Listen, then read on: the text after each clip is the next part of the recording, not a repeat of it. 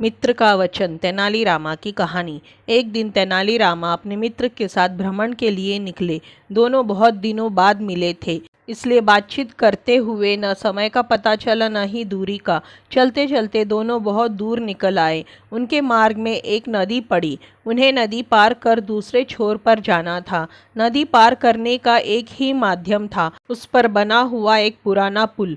पुल बहुत संकरा था। एक बार में केवल एक ही व्यक्ति द्वारा उसे पार किया जा सकता था।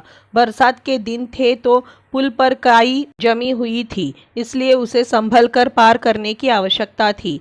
पहले तेनालीरामा पुल पार करने के लिए बड़े सावधानी के साथ धीरे धीरे चलते हुए सही सलामत नदी के दूसरे छोर पर पहुंच गए। अब मित्र की बारी थी। वह भी पूरी सावधानी के साथ पुल पार करने लगा, लेकिन पूरी सावधानी बरतने के बाद भी नदी के दूसरे छोर तक पहुंचने के कुछ दूर पहले उसका संतुलन बिगड़ गया और वह नदी में जा गिरा।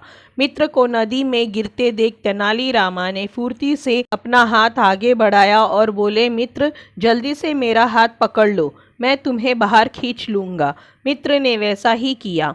उसने तेनालीरामा का हाथ पकड़ लिया और तेनालीरामा उसे किनारे की ओर खींचने लगे। तेनालीरामा पूरा जोर लगाकर उसे बाहर खींच रहे थे कि मित्र बोल पड़ा, मेरे प्राण बचाने के लिए धन्यवाद तेनालीरामा। मैं तुम्हें वचन देता हूँ कि इसके लिए मैं तुम्हें एक बड़ी धनराशि पुरस्कार स्वरूप दूंगा।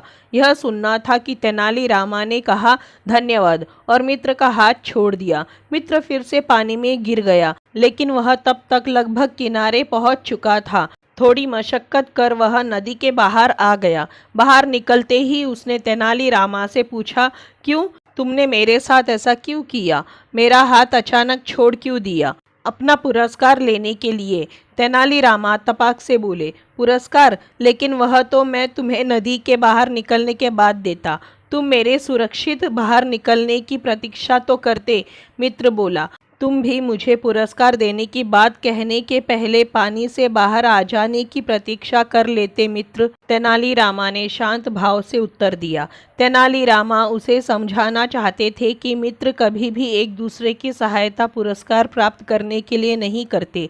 तेनालीरामा की बात समझकर उनके मित्र ने उनसे क्षमा मांगी और उनका धन्यवाद भी किया। कहानी से सीख। मित्रता धन से बढ़कर है, उसे धन के तराजू में नहीं तोलना चाहिए। तो दोस्तों, ये थी तेनालीरामा की कहानी, मित्र का वचन। आपको कैसी लगी? अगर अच्छी लगी हो तो इसी तरह की कहानियों के लिए चैनल को सब्सक्राइब करें, वीडियो को लाइक करें, शेयर करें।